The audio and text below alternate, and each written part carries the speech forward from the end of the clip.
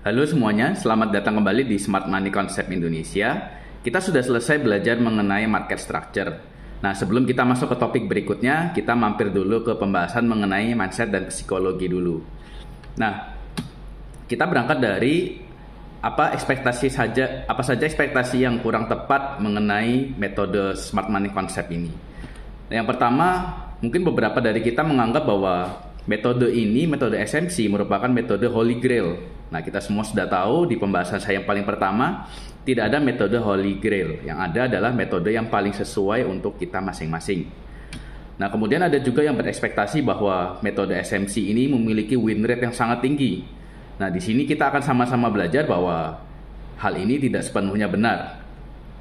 Kemudian ada juga yang berekspektasi bahwa setelah belajar SMC, belajar dari materi dari awal sampai akhir, banyak yang menganggap bahwa metode ini langsung siap dipakai. Semua rule yang ada sudah ready, langsung siap pakai, langsung siap terjun untuk trading jangka panjang. Nah, kita akan belajar bahwa hal itu tidaklah sepenuhnya benar. Nah, di sini kita akan belajar mengenai traders growth, pertumbuhan trader, pertumbuhan kita semua. Kita akan bahas apa saja hal-hal yang pasti kita alami selama perjalanan kita trading ini. Yang pertama, kita pasti akan hit SL. Dan tidak hanya hit SL saja, melainkan kita akan sangat banyak mengalami SL. Akan banyak loss yang kita alami. Ini kita akan berbicara risk atau berbicara pahitnya terlebih dahulu. Saya tidak akan memberikan angan-angan yang tinggi, harapan-harapan yang terlalu tinggi. Bahkan kita akan mempersiapkan yang terburuk terlebih dahulu. Kemungkinan yang buruk adalah kita akan hit SL sangat banyak. Teman-teman harus mempersiapkan hal ini terlebih dahulu sebelum mempersiapkan diri untuk profit. Semua orang tentunya siap dengan profit, tapi tidak semua siap dengan loss beruntun. Nah, kita juga akan banyak mengalami ketertinggalan setup. Jadi harga masuk ke area kita, kemudian mungkin terkadang selisih beberapa pips ataupun mungkin hanya beberapa poin, kemudian harga lari ya. Nah, kita harus siap dengan hal tersebut juga. Kemudian ada juga case seperti ini, harga mengalami hit SL kita, kemudian harga lari, kemudian harga menuju TP kita. Di sini kita akan pasti merasa sedikit banyak kesal. Nah, ini kita harus terbiasa dengan hal-hal tersebut karena ini akan sangat sering kita alami, sangat sering. Kemudian juga sering juga harga masuk ke area kita, kemudian sesuai rencana harga running, kemudian harga hampir hit target kita, mungkin TP5, kemudian harga berbalik arah dan kita SL. Nah, ini juga akan sering terjadi. Jadi 4 hal ini itu merupakan salah satu yang paling sering terjadi di kita dan akan sangat sering. Teman-teman harus siap mengenai hal demikian. Lalu setelah tahu hal tersebut, apa sih yang perlu kita lakukan? Yang pertama, ya tetap kita harus ikuti trading rules atau plan yang sudah kita susun. Sebelum kita mulai trading, kita harus sudah menyusun yang namanya rules ataupun plan. Mulai dari mapping market structure, kemudian kita mapping area-area, kemudian kita mapping kita mau entry seperti apa, kemudian kita akan manage plan-nya seperti gimana, TP di mana, kemudian berapa risk-nya dan lain sebagainya. Nah, kalau sudah menyusun plan, ya ikuti plan itu.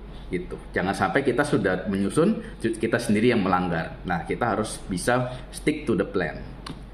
Kemudian, saya mau menanamkan hal ini, bahwa SL yang terencana itu lebih baik daripada TP yang tidak terencana, TP yang hoki TP.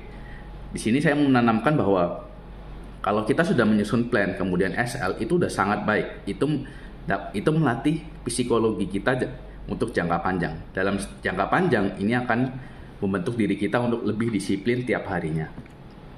Kemudian tentunya ada hari gimana kita miss, ada kemungkinan dalam menyusun trading plan ada beberapa hal yang terlewatkan. Entah kita ada beberapa aspek yang mungkin kita miss, itu wajar. Dan yang terpenting kita belajar dari kesalahan tersebut. Kita tahu, ternyata hal demikian kurang baik. Mungkin misalkan mengejar price ataupun mungkin ketika harga sudah di area premium. Nah, di sini kita bisa belajar dari hal-hal detail seperti itu. Kemudian kita juga perlu mengevaluasi setiap detail yang kita lakukan. Mungkin ada aspek tertentu yang ternyata yang ini lebih baik tidak dilakukan. Mungkin ada juga swing point, mungkin terlalu kecil, kurang baik, dan lain sebagainya. Ada banyak aspek yang perlu kita pelajari dan kita evaluasi. Lalu, apalagi? Karena kita tahu bahwa kita akan sering loss, terutama di saat-saat awal kita belajar seperti ini, tentunya kita harus menerapkan yang namanya risk dan money management yang sangat ketat. Maksudnya bagaimana? Risk yang kita ambil itu haruslah risk yang sangat kecil. Dan kita harus konsisten dengan risk yang kita terapkan. Nah, berapa sih jumlah risk yang sebaiknya kita terapkan untuk saat-saat awal kita trading seperti ini?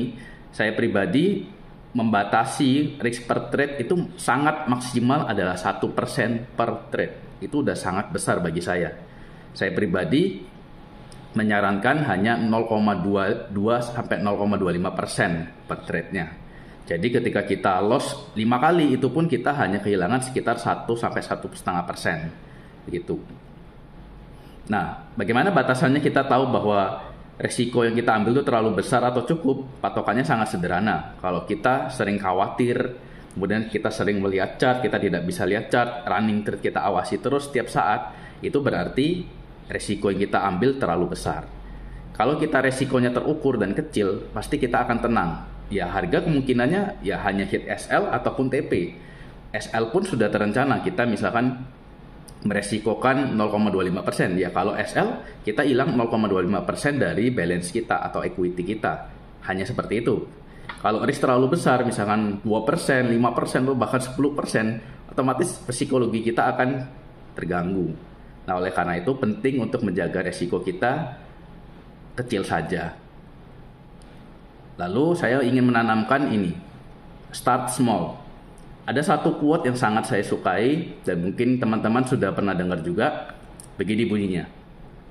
Barang siapa setia dalam perkara-perkara kecil, ia setia juga dalam perkara-perkara besar. Ini tidak hanya di trading ya, ini berlaku di semua aspek kehidupan kita.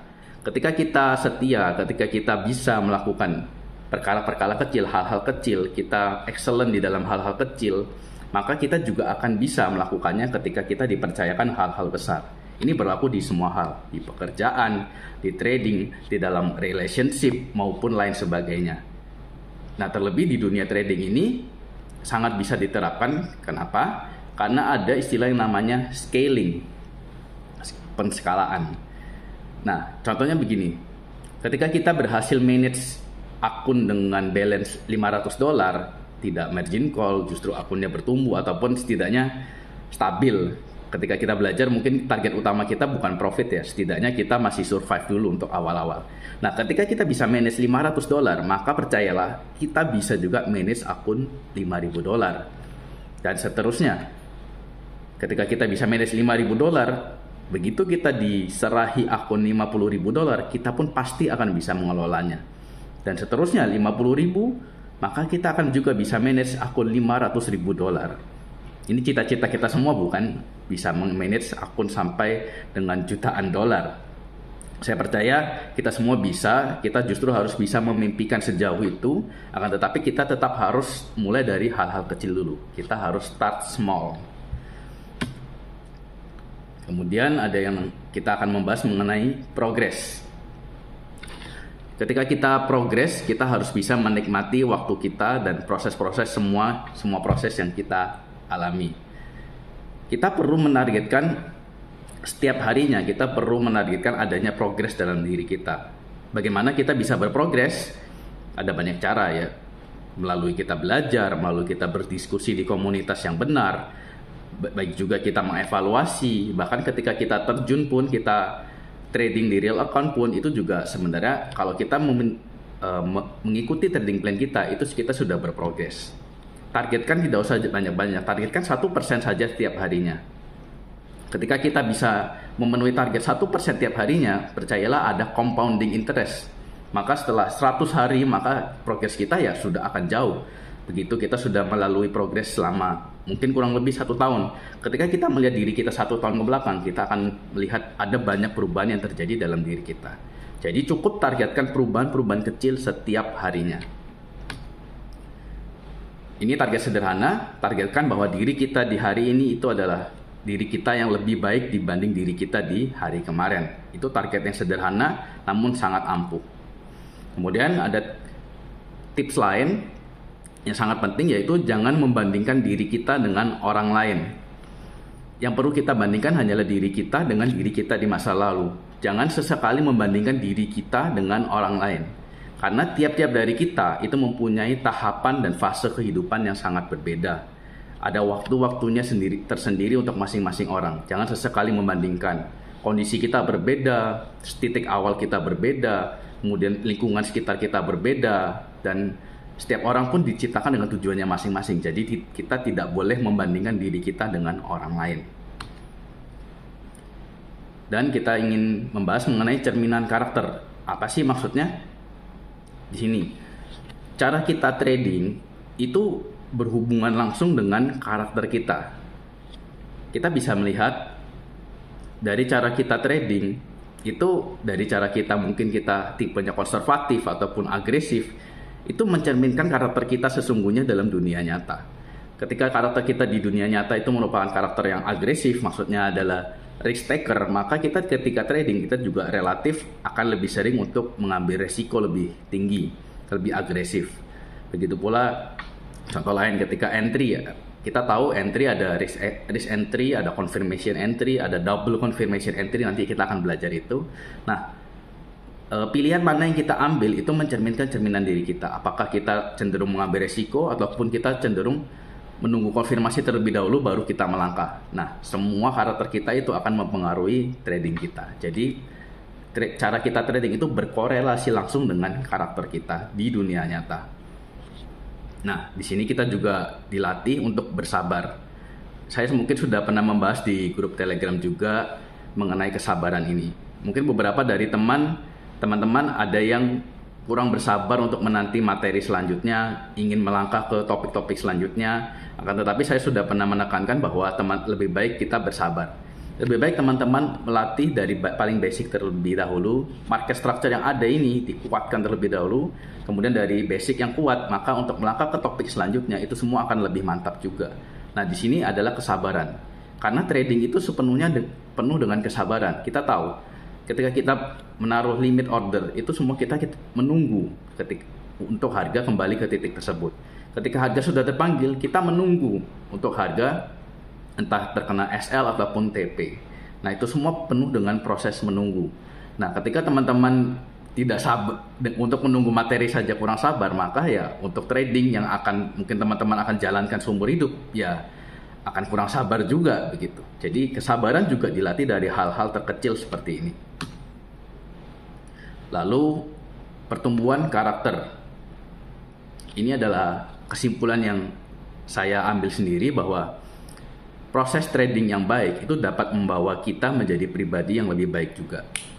Saya pribadi mengalami banyak perubahan ke arah positif semenjak saya menggeluti dunia trading. Bagaimana maksudnya?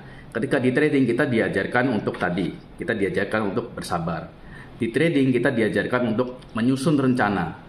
Ini mengajarkan juga di kehidupan nyata bahwa di kehidupan nyata kita harus mempunyai plan, kita harus mempunyai rules dan plan untuk jangka panjang, menengah ataupun pendek. Itu semua berkorelasi. Jadi ketika kita bisa mematuhi progress trading yang baik, maka percayalah itu akan berdampak positif juga untuk kehidupan kita. Ini hanyalah beberapa contoh. Ada banyak hal lain yang mungkin kalau saya ceritakan jadi sangat panjang mengenai progres ini. Termasuk ketika saya memberikan video edukasi ini juga berawal dari trading juga. Oke, kemudian setelah itu semua apa sih yang dapat kita simpulkan? Kita ambil kesimpulannya. Yang pertama, ketika kita belajar, kita memulai trading ini, kita harus siap dengan banyak loss. Kita harus siap dengan banyak SL, ketertinggalan setup, kemudian SL kemudian TP dan lain sebagainya. Kita harus siap dengan banyak loss. Mental kita harus siap dengan banyak loss. Harus siap. Saya ucapkan berkali-kali supaya teman-teman siap, supaya teman-teman memiliki ekspektasi yang jelas. Kemudian yang kedua, mulailah dari hal yang kecil dan lakukan secara konsisten. Ini berbicara mengenai resiko. Kemudian yang ketiga, usahakan targetkan pertumbuhan setiap harinya. Bertumbuhlah setiap hari, entah dalam hal aspek apapun, kemudian dalam hal sekecil apapun, targetkan untuk bertumbuh setiap harinya. Targetkan supaya kita dapat menjadi lebih baik setiap harinya. Oke, mungkin itu saja yang ingin saya bahas kali ini. Mungkin topik-topik mindset dan psikologi kali ini tidak terlalu banyak, dan juga seri mindset dan psikologi ini tidak akan langsung berentet 1 sampai 8, 10, enggak. Ini akan kita bahas sebagai selingan di antara topik-topik utama supaya tidak jenuh juga, refreshing. Akan tetapi saya yakin ini juga penting untuk kita bahas secara rutin. Kita akan bahas berkali-kali. Oke, itu saja untuk video kali ini. See you next video.